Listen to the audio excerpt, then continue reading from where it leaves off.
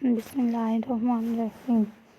کفار کے بے انتہا ظلم کے باوجود آپ جب لوگ اسلام کو نہ چھوڑ رہے تھے تو اس وقت مشرکین نے مل کر آپ صلی اللہ علیہ وسلم اور آپ کے صحابہ کرام رضی اللہ تعالیٰ عنہ کا معاشرتی بائیکاٹ کر دیا۔ یہ بائیکاٹ 3 سال تک جاری رہا۔ یہ ایک دردناک قصہ ہے۔ انسان تنہا زندگی نہیں گزار سکتا۔ زندگی گزارنے کے لیے اسے دوسروں کی ضرورت پڑتی ہے۔ اس سے بڑی مشکل تب ہوتی ہے جب کسی کو کوئی بلانا چھوڑ دے، اس کے پاس رقم ہے پھر بھی اس کو کچھ کھانے کے لیے نہ دیا جائے یا کوئی فروخت کرنے سے انکار کر دے۔ مشرکین نے ایک جگہ جمع ہو کر یہی فیصلہ کیا کہ اب محمد اور اس کے ساتھیوں کو کوئی بھی نہیں بلائے گا، نہ تجارت کرے گا، نہ تعلق رکھے گا۔ آخرکار نبوت کے 7ویں سال 1 محرم سے بائیکاٹ کی ابتدا کر دی گئی۔ اس کا سب سے خوفناک پہلو یہ تھا افراد اس بائیکاٹ کا حصہ نہیں بننا چاہتے تھے۔ انہیں بھی اس پر مجبور کیا اور دھمکی دی گئی کہ اگر کسی نے اس پر اور آپ کے صحابہ کا بائیکاٹ نہ کیا تو اس سے بھی ہر قسم کے تعلقات ختم ہو جائیں گے۔ یہ بڑی تکلیف کے ایام تھے۔ کھانے کو کچھ نہ تھا، کئی دن بھوکے پیاسے گزرتے۔ کبھی کوئی ہمدرد رات کے اندھیرے میں چھپ کر دے کر جاتا اور اس کو غنیمت سمجھا جاتا۔ اسی طرح 3 سال گزر گئے۔ بائیکاٹ کے شکار افراد کمزور سے کمزور تر ہوتے رہے۔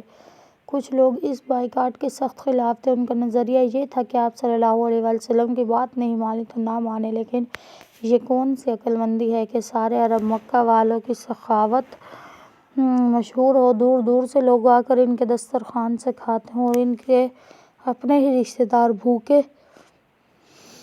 آخرکار ایک دن ہشام نامی ایک آدمی زہیر نامی شخص کے پاس گیا اور اسے غیرت دلاتے ہوئے پوچھا، کیا تم پسند کرتے ہو کہ ہم پیٹ بھر کر سوئیں اور ہمارے رشتے دار بھوکے؟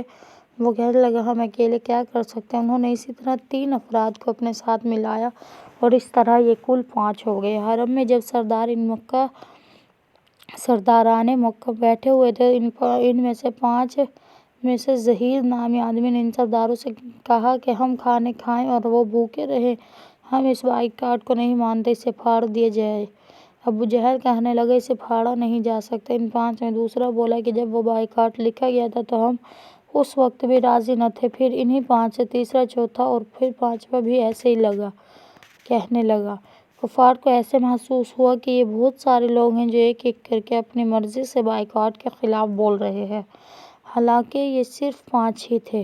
اسی تو میں کے دوران ابو طالب آئے۔ انہوں نے کہا، میرے بھتیجے یعنی حضرت محمد صلی اللہ علیہ وآلہ وسلم نے کہا کہ بائیکاٹ والی لکھی ہوئی تقریر جو کعبہ پر لٹکائی گئی تھی تاکہ باہر سے آنے والا ہر آدمی اس کو پڑھ کر عمل کرے، وہ ختم ہو چکی ہے۔ سب لوگ دیکھنے کے لیے گئے تو واقعی صحیفہ چاک ہو چکا تھا۔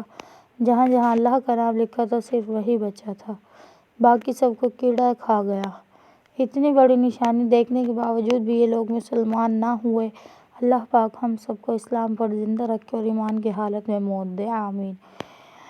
بائیکاٹ کے خاتمے کے کچھ عرصے بعد آپ صلی اللہ علیہ وآلہ وسلم کی 2 قریبی ہستیاں آپ سے جدا ہو گئیں۔ نبوت کے 10ویں سال رجب کے مہینے میں آپ کے چچا ابو طالب اور رمضان میں پیاری بیوی حضرت خدیجہ فوت ہو گئیں۔ اس کے بعد آپ نے شوال کے مہینے میں سودا بنت زمعہ سے نکاح کر لیا۔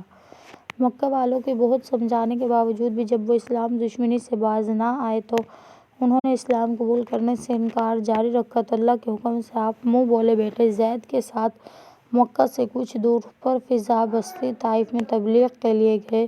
یہ نبوت کے 10ویں سال ماہ شوال کا واقعہ ہے۔ جب طائف پہنچے تو بستی میں داخل ہونے سے پہلے وہاں کے 3 مشہور سردار جو آپس میں بھائی تھے آپ صلی اللہ علیہ وسلم کو ملے۔ انہیں توحید کی دعوت دی لیکن تینوں نے انکار کر دیا۔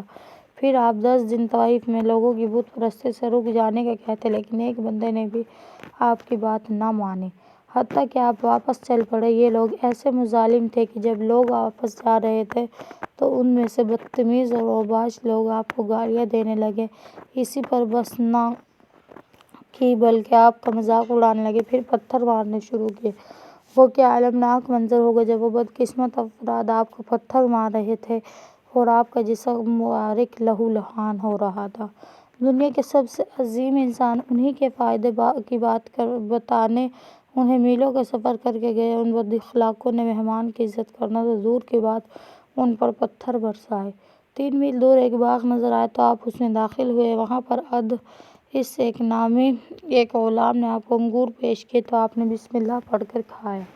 یہ غلام حضرت یونس کے علاقے نینوا کا رہنے والا تھا۔ آپ صلی اللہ علیہ وسلم نے اسے بتایا کہ وہ بھی نبی تھے اور میں بھی نبی ہوں۔ وہ بڑا خوش ہوا اور آپ کے سر و ہاتھ کو چومنے لگا۔ کچھ دیر بعد آپ وہاں سے واپس چل پڑے تو راستے میں اللہ کے حکم سے جبرائیل اور پہاڑوں کا فرشتہ آیا